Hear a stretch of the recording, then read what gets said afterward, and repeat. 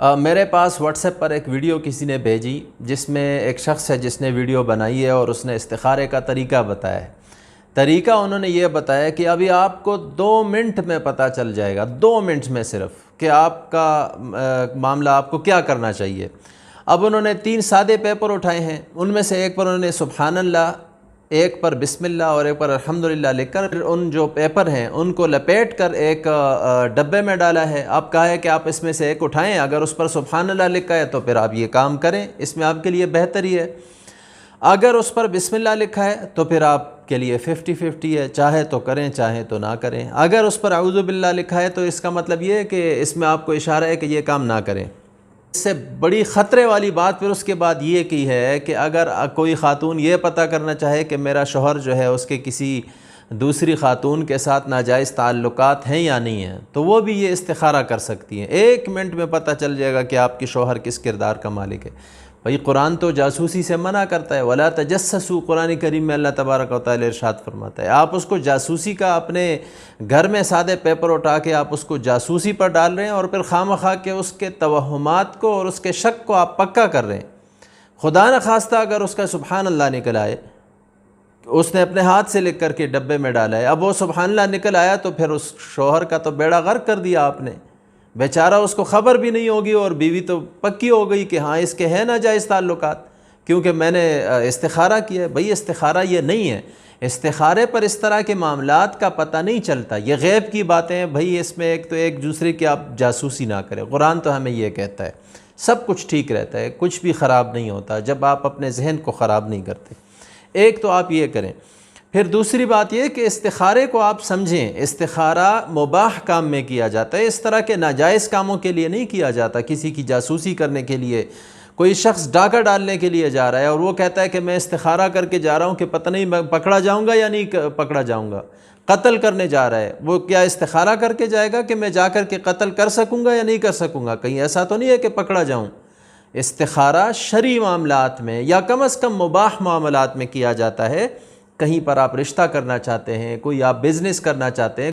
صحابہ فرماتے ہیں کہ ہمیں رسول اللہ صلی اللہ علیہ وسلم استخارہ یوں ہمیں سکھاتے تھے جس طرح قرآن کی کوئی صورت ہمیں سکھاتے تھے، اور پھر اس کا شرعی طریقہ احادیث میں موجود ہے۔ مستند علماء اور مفتی حضرات سے آپ پوچھیں، اس کی اپنی دعا ہے۔ رات کو بہتر یہ ہے کہ کسی بھی ٹائم کر سکتے ہیں، لیکن بہتر یہ ہے کہ رات کے وقت سونے سے پہلے 2 رکعت نفل پڑھیں اور پھر آپ اللہ سے دعا مانگیں، اللہم انی استخیرک بعلمک واستقدرک بقدرتک واسألک من فضلک العظیم۔ یہ ایک لمبی دعا ہے، آپ اس کو یاد کر لیں۔ بہتر یہ ہے کہ عربی کے یہ الفاظ یاد کر لیں، نہیں تو پھر اس کا مفہوم جو آپ اس کو سمجھ لیں، اردو یا کوئی بھی زبان ہے آپ کی، اس کا ترجمہ دیکھ کر آپ اللہ سے ان الفاظ سے دعا مانگیں۔ یہ جو عربی میں اگر کوئی پڑھنا چاہتا ہے اور اس میں اب یہاں پہنچ جاتے ہیں ان کان ھذا الامر، تو اس امر کے لفظ پر آپ اپنا معاملہ اپنے ذہن میں لائیں کہ یہ معاملہ اگر اس میں میرے لیے بہتری ہے، اے اللہ تو اس کو میرے لیے آسان فرما دے، اگر اس میں میرے لیے بہتری نہیں ہے تو اے اللہ مجھے کوئی اس سے بہتر دے دے اور میرے لیے اس کے مقابلے میں کوئی بہتر راستہ میرے لیے نکال لے۔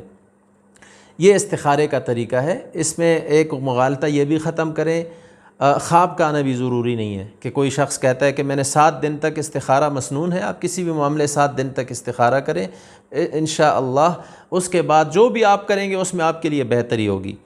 خواب کا آنا ضروری نہیں ہے، آپ کو ایک دلی اطمینان نصیب ہو جائے گا کہ مجھے یہ کرنا چاہیے یا نہیں کرنا چاہیے۔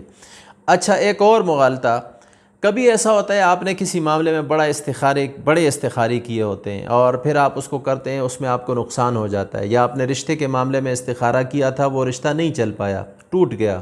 اب آپ کو یہ عجیب استخارے کے بارے میں آپ کو مختلف قسم کے وسوسے آتے ہیں کہ بھئی استخارے کے بعد اس طرح کیوں ہو گیا؟ دیکھیں، آپ کا نقصان ہو گیا نا۔ مسلمان کو تو کبھی وہ نماز پڑھتے ہوئے بھی شہید ہو جاتا ہے۔ یہ کتنے مساجد میں دھماکے ہوئے اور نماز کے دوران لوگ شہید ہو گئے۔ جہاد پر لوگ جاتے ہیں، اللہ کے راستے میں نکلتے ہیں، مسلمان کیوں شہید ہوتے ہیں؟ وہ تو اللہ کے راستے میں نکلے ہیں، اللہ کے لیے نکلے ہیں، ان کو تو نقصان نہیں ہونا چاہیے۔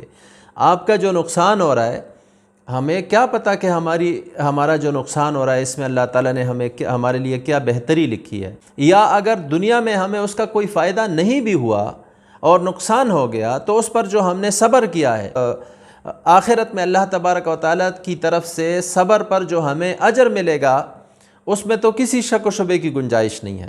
اس وجہ سے اس مغالطے میں نہ پڑیں کہ ہم نے استخارہ کیا اور ہمارا نقصان کیوں ہو۔ آپ استخارہ کر کے اپنا معاملہ اللہ کے سپرد کر دیتے ہیں کہ اللہ میری اتنی سمجھ نہیں ہے، کمزور ہوں، ناتواں ہوں، مجھے کسی بھی چیز کی اتنی سمجھ نہیں ہے، اے اللہ اگر آپ کے علم میں ہمارے لیے اس میں دنیا اور آخرت کی کوئی بہتری ہے تو ہمارے لیے آسان فرما دے، اگر ہمارے لیے اس میں کوئی بہتری نہیں ہے تو اے اللہ ہمیں اس سے بہتر کوئی اور ہمارے لیے راستہ کھول لے۔